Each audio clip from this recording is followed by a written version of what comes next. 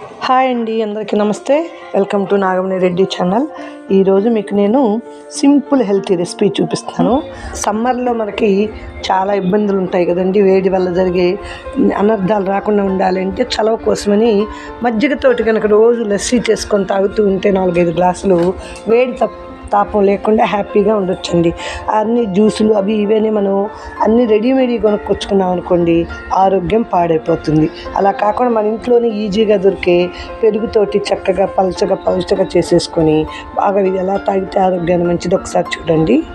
వేసవికాలంలో ఇలా పెరుగు చక్కగా పేరుకుంటుంది. దాన్ని ఇలా మజ్జిగలాగా మసాలా మజ్జిగ లస్సీ ఎలా తయారు చేసుకోవాలో చూద్దామండి. దానికోసమని పెరుగుని చక్కగా ఒక చిన్న గిన్నెలో వేసుకొని చిలికేస్తున్నాను. ముందు ఈరోజు మనం హెల్తీ లస్సీ చేస్తున్నామండి. ఎండాకాలం వచ్చింది. ఎండాకాలం బంధువులు వచ్చినా స్నేహితులు వచ్చినా కాఫీలు టీలు ఇవ్వడం, మనం ఇచ్చినా వాళ్ళు వద్దు అనడం సహజంగా జరుగుతుంది. అలా కాకుండా ఇలా చక్కగా లస్సీ చేసుకోండి. నేను ఆల్రెడీ వాటర్ పోసి చల్లటి నీళ్ళు పోసి చిలికి పెట్టాను మజ్జిగని. దీనిలో లస్సీ కోసమని కొంచెం కరివేపాకు, కొంచెం కొత్తిమీర, ఒక పచ్చిమిరపకాయ, అలాగే 1 అంగుళం 2 అంగుళాలు అల్లం ముక్కలు వేసేసి మెత్తగా పేస్ట్ చేసేసుకుందాం. ఇది చక్కగా ఇదంతా వేసేసుకొని పేస్ట్ చేసేసుకుందాం. చక్కగా మిక్సీ వేసేసాను చూడండి. కొంచెం పెరుగు కూడా వేసానండి. ఇప్పుడు దీనిలో కలిపేద్దాం. ఇక అంతేనండి. చక్కగా కొంచెం పాలు దీనిలో కూడా మజ్జిగ పోసేసి నేను దీనిలో కలిపేస్తున్నాను.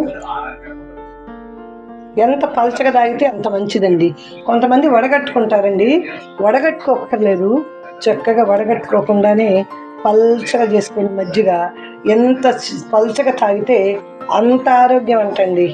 ఈ లస్సీని తప్పనిసరిగా మీరు కూడా ఒకసారి ట్రై చేసి చూడండి.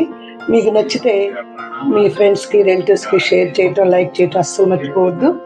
ఈ పెరుగులో మనకు కొంతమంది ఉప్పు వేసుకోము. నేనైతే ఉప్పు అస్సలు వేసుకోను. ఉప్పు వేసుకోకుండానే మనం ఇలాగా లస్సీ తయారు చేసేసుకొని తాగేస్తే ఈ వేసవి కాలంలో వచ్చే వడదెబ్బలు అవన్నీ లేకుండా ఉంటాయండి. నా వీడియోలు కొత్తగా చూస్తుంటే సబ్స్క్రైబ్ చేసుకుని ఇలాంటి సింపుల్ హెల్త్ రెసిపీ చాలా ఉంటాయండి. చూసి ఎలా ఉన్నాయో మీ ఫ్రెండ్స్కి షేర్ చేయండి, లైక్ చేయండి. Thanks for watching. బాయ్ అండి. మళ్ళీ మంచి వీడియోతో కలుస్తా.